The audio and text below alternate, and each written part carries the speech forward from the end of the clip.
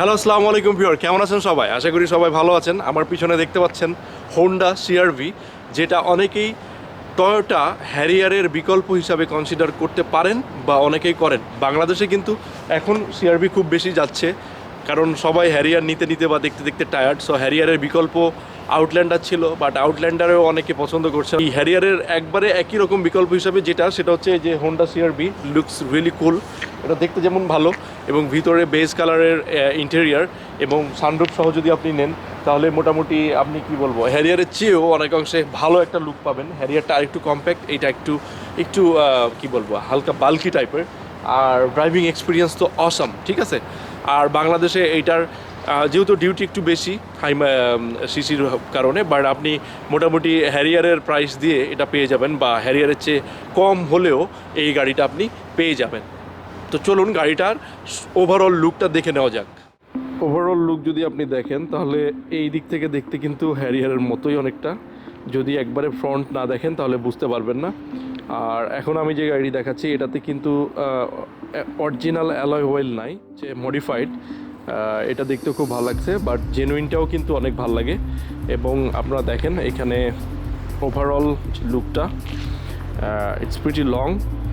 লেন্থের দিক থেকে মোটামুটি আই থিঙ্ক হ্যারিয়ারের চেয়ে বড়, কারণ পিছনে আপনার এইটার বেশি স্পেস আছে। আর এখানে 5 সিটের পরেও আপনি কিন্তু পিছনে যথেষ্ট পরিমাণ স্পেস পাচ্ছেন আপনার ব্যাগ বা অন্য কিছু রাখার জন্য।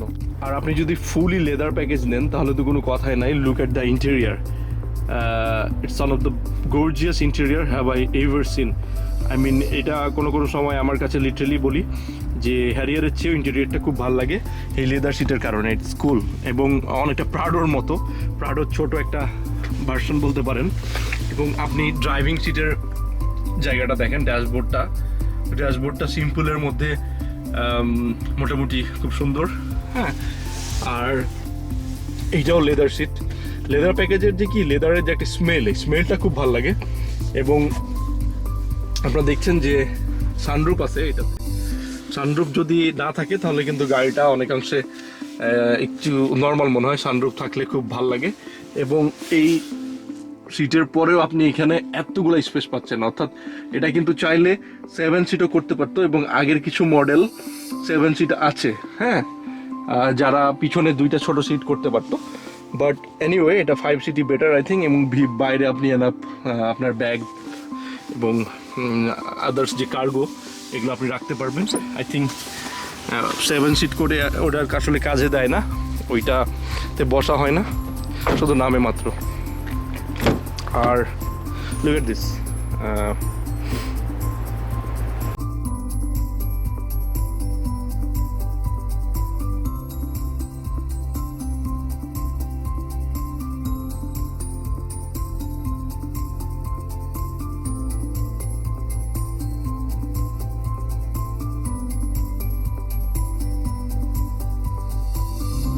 এটা মোটামুটি 50 থেকে 60 লক্ষ টাকার মধ্যেই পাওয়া যায়। 2-3টা ভ্যারিয়েন্ট আছে, যেমন ধরেন RW1 একটা ইঞ্জিন টাইপ আছে, তারপরে মডেল টাইপ, তারপরে RW2।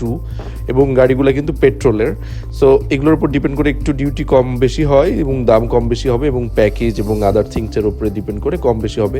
তবে আপনার বাজেট যদি 50 থেকে 60 লক্ষ টাকা হয় বা একটু বেশি হয়, ইনশাল্লাহ এর মধ্যে আপনারা এই গাড়িটা ম্যানেজ করতে পারবেন। ডেফিনেটলি মানুষের যত দিন যাচ্ছে আমাদের বাংলাদেশিদের মধ্যে ডিমান্ডের ভ্যারাইটি তত বেড়ে যাচ্ছে। অর্থাৎ আগে এক সময় মানুষ শুধু প্রিমিও এলিয়ন এগুলো নিত আর নতুন গাড়িতে যেত না, বাট এখন তো মোটামুটি অনেকে টয়োটার বাইরেও মানুষ নেয়। এবং টয়োটার বাইরে যে সব গাড়িগুলো আছে তার মধ্যে ভালো একটা গাড়ি হচ্ছে এই হোন্ডা সিআরভি। এবং এইটা দেখতেও ভালো লাগে এবং এইটার ড্রাইভিং এক্সপিরিয়েন্স থেকে শুরু করে দামও খুব বেশি না। হ্যাঁ, প্রাডোর দামের মতো কিন্তু দাম না, হ্যারিয়ারের দামের মতো বা একটু কমে আপনারা পেয়ে যাচ্ছেন। সব কিছু মিলিয়ে আমি বলবো যে মানুষের যেহেতু টেস্ট চেঞ্জ হচ্ছে, সো আপনারা এই গাড়িটা ট্রাই করতে পারেন। আশা করি ভিডিওটা আপনাদের ভালো লেগেছে। সবাই ভালো থাকবেন। আসসালামু আলাইকুম।